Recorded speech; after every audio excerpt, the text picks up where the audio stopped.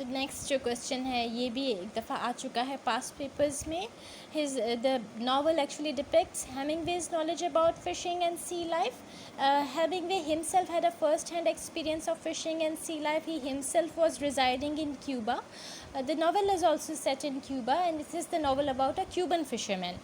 Cuba जो है वो बिल्कुल सी कोस्ट के पास है and the people most of the occupation of most of the people there is fishing. ज़ाहिर है सी लाइफ और सी से करीब हैं वो. And therefore Hemingway himself used to go for fishing with his father and he has got a novel में जिस तरह से वो डिपिक्ट कर रहा है किस तरह से वो फिशरमैन जितनी इमेजरी उसने यूज़ की है harpoon gaff club mast sail and skiff जितने नाम उसने यूज़ किए हैं टिलर वो सारे these are all the you can say vocabulary related to fishing and fisherman and fish एंड जितनी भी फ़िश के नाम लिए हैं उसने पोर्चुगीज़ मैन ऑफ वॉर का नाम लिया है टर्टल्स हैं वैबलर सी बर्ड्स को अच्छी तरह वो जानता है porpoises dolphins flying fish marlins shark की किस्में उसे पता है कि this is the mako shark this is the shovel nosed shark कितनी डेप्थ पे डाला जाता है बेट और क्या बिहेवियर होता है फ़िश का बेट पकड़ने के बाद एक मेल मार्लिन और एक फ़ीमेल मार्लिन का डिफरेंस क्या होता है आपस में. एक मेल मार्लिन काम क्वाइट होता है पैनिक स्ट्रिकन नहीं होता लेकिन अगर फ़ीमेल मार्लिन को पकड़ लिया जाए तो वो पैनिक्ड हो जाती है. She struggles to set herself free छलांगे लगाती है. जैसे एक दफ़ा पहले द ओल्ड मैन रिमेंबर्स कि उसने एक फ़ीमेल मार्लिन को पकड़ा था और वो पैनिक स्ट्रिकन हो गई थी. उसने छलांगे लगा के ही अपना जो था एयर गिल्स जो थे उनको एयर से फिल कर लिया था. उसको जल्दी ही ओल्ड मैन ने हार्पून मार के पकड़ लिया था. But this one he has understood इसके मैनर ऑफ ईटिंग से ही और टगिंग से ही कि जब वो डीप डाउन 100 फैथम्स डीप था तभी ओल्ड मैन ने पहचान लिया था कि this is a male marlin. उसका बिहेवियर उसका ईटिंग पैटर्न उसी से ही और the way it was so calm and so you can say gentle calm it was not panic stricken. So उसके बिहेवियर से the old man had understood कि it is a male marlin. और old man की जो knowledge है वो actually Hemingway की knowledge depict करिए कि हेमिंगवे को कितनी नॉलेज है behaviour of fish sea life sea creatures के बारे में सी करंट्स के बारे में कि किस तरह जो है क्या इंडिकेशन होती है अगर फ़िश जो हैं फार आउट जा रही हैं कि तूफ़ान के आने की इंडिकेशन है.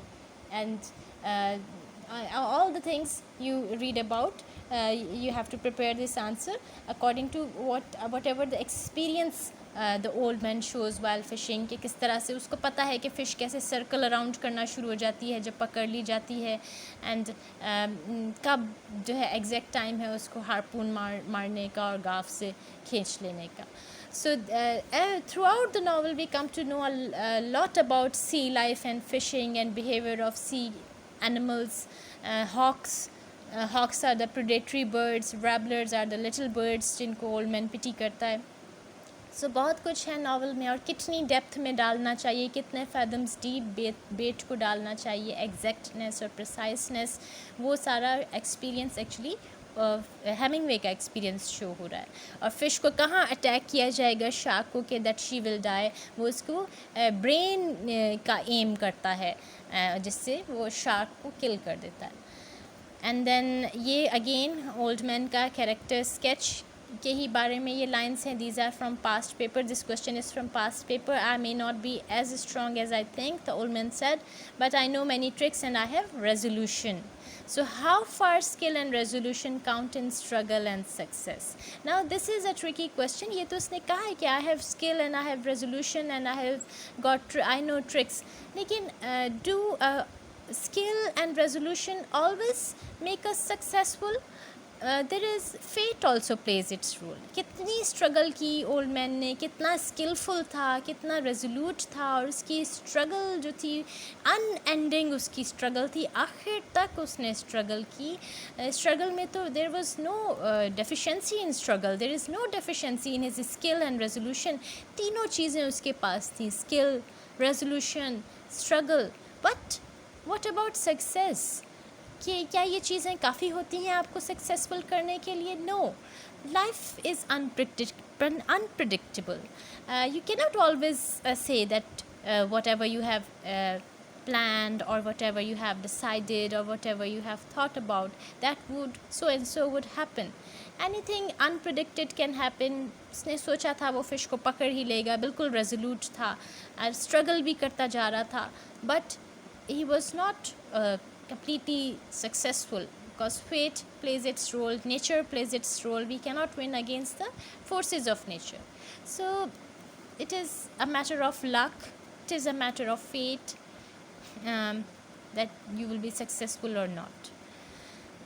और ये सारा डिस्क्रिप्टिव है, सारी फ़िश के साथ स्ट्रगल और शार्क्स के साथ स्ट्रगल अक्सर आ जाता है ये नॉवल एज अ ट्रेजेडी कि इंसान इतनी कोशिश करता है, इतनी एफ़र्ट करता है लाइफ में, और दिस इज़ अ ट्रेजेडी कि समटाइम्स उसकी एफ़र्ट जो है वो वेस्ट जाती है, इतनी एफ़र्ट के बावजूद भी उसके हाथ कुछ नहीं आता. This is a tragedy and this is a reality of life as well.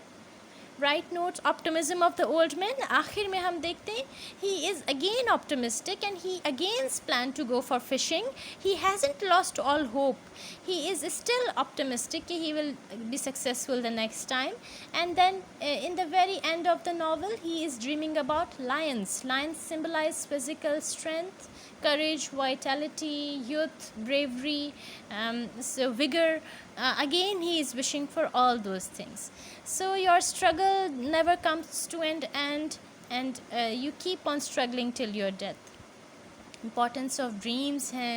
Dreams उसको एक तरह से कंपनी देते हैं, उसकी अनफुलफिल्ड डिज़ायर्स जितनी हैं वो ड्रीम्स में आती हैं in the form of symbols, in the form of lions. So dreams जो है उसको खुश कर देते हैं because they fulfil your unfulfilled desires. Importance of past memories भी बहुत होती है स्पेशली ओल्ड एज में जाके, because past memories motivate him, inspire him, give him confidence, give him courage. वो याद करता है कि कभी वो कितना फिज़िकली स्ट्रॉन्ग था, उसने हैंड गेम जीता था कन्फ्यूशियस के नीग्रो के against. And then he this memory gives him confidence. And importance of DiMaggio and baseball, ये भी उसके लिए सोर्स ऑफ इंस्पिरेशन है, सोर्स ऑफ मोटिवेशन है. DiMaggio and baseball and all the sports. So in सब चीज़ों की importance है throughout the novel and in old man's life, and making him still remaining him, making him optimistic. उसको उसके optimism में play role करते हैं. Optimism is positive thinking. एक होता है you can say negative thinking होती है जिसको पेसिमिज़म कहते हैं. Pessimism negative thinking, hopelessness. Optimism is hopefulness and positive thinking.